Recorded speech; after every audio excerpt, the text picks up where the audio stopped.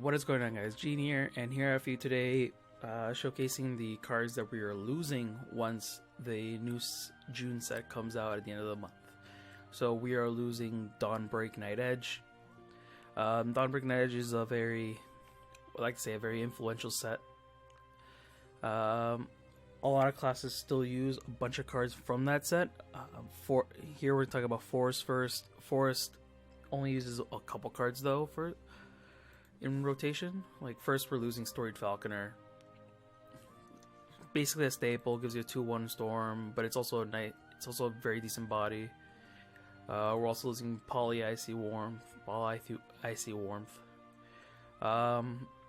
Was used very early on in Dawnbreak Nightedge set, but now it's seen less play. We're losing Ig. It's pretty sad. We're losing Axeman, and we're losing Vanara. Vanara was only played in some Vanara combo decks with like Korwa or Fills. Those very niche decks. And we're also losing Fashionista Nelcha. Was just a good mid-range card. Has a 4-mana 3/4, and it gives you cards. So yeah, that's all we're losing for Forest. Sword, on the other hand, is losing a lot of good cards. First off, they're losing Chromatic Duel. It's a very good card because it gives you the Queen Chimera, which is a very great card, and the Queen Magnus. Queen Magnus helped you a lot with the rune matchups and all that type of stuff. Losing Holy Bear Knight, which is just a very decent 2-drop. Losing Site Commander Celia, which is what everyone calls the second coming of Albert. So thank God this card's leaving. But knowing Side Games, this is going to be another like big storm card in the next set. So we'll see what that card is. We're also losing Valse. Valse was the main way they had to answer Lishena's amulets, Destruction Black and Destruction White, since they can't be destroyed. This is the only way they can banish them with the Holy Pure Bomb. So with this card rotating out, the Lishena is going to be a much worse matchup for this type of deck. We're also using Frontline Ramparts. It's alright. Spartacus. This deck was a very fringe deck in rotation with since we got the new 7-drop 5/7 that just wheels your hand away. But it's much more potent in Unlimited. So he still has a home in Unlimited, even though his home wasn't that much relevant in rotation.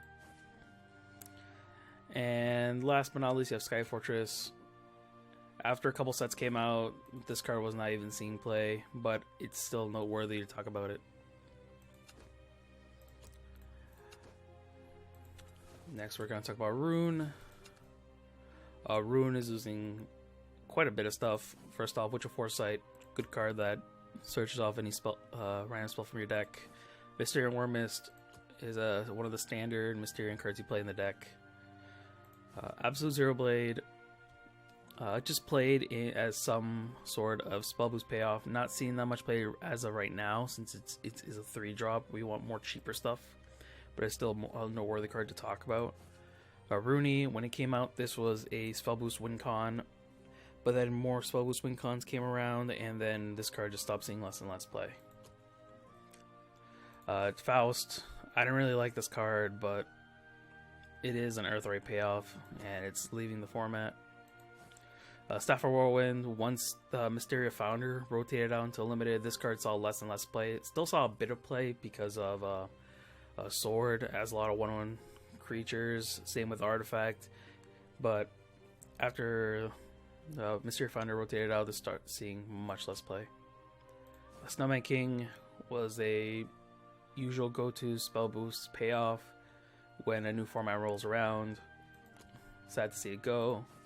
And Unbodied Witch, mainly because when was it the Zealot of Truth, or the 9-mana 3/5 with Storm and Spell Boost, that there was a combo with this and that when that card came out, and it was pretty fun to play.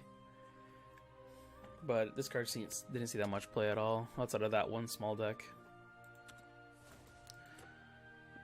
Now we go on to Dragoncraft. They're losing Somniferous White Worm, which is a standard 2-drop, gives them Dragon's Nest. Phylene, which is huge, since Phylene was like their standard 2-drop. It removes literally anything with the White Frost Whisper. And it was just an insane card. Waters of Orca, standard in the aggro Dragoncraft style decks. Roy, which is another form of ramp for the deck, so now the deck has much less ramp. They're most likely going to get more ramp in the new set, we'll see. Force of Dragonute, which is one of their many board clears. Jurva was a wing con for ramping up very early. Dragonplate Warrior was played a bit before, not that much. And Lindworm, the foil one, because why not? When this card came out, it was literally the deck to play. Nowadays, they just prefer playing Prince of Cassius because it's much more consistent. Because this one you have to play 10 non-follow cards, and that means you have to play like Andramelus, I think it was called, the 7 mana that you could accelerate and draw 2 cards. Yep. Now we go on to Shadow. Shadow's losing a bit. Mischievous Spirit was played with Arcus. Got you 2 free Spirit, 2 free Ghosts. Big Soul Hunter, one of my favorite cards from this set. Sadly, it's rotating out. It used to help us just get rid of anything we want, any big creature threat we want, just by playing this, and it worked well with Arcus. Everdark Strix helped with the Burial Rite style decks. Caradwin again helps with Burial Rite, helps with the Reanimate, but ever since we lost the older Reanimate package, the Reanimate style decks just fell off the face of the earth. Hinterland Ghoul, if you wanted to play PTP in rotation, yeah, this card's still pretty good. Even I think it's still pretty good in Unlimited too. And finally, we're losing Arcus. Thank God. This card just gets you wins out of nowhere. But again, it's also a deck that if you don't draw Arcus, you pretty much lose, since Arcus is how you win the game. So if you don't draw Arcus, you just have little small weenies on the board, and then your opponent just kills you over them.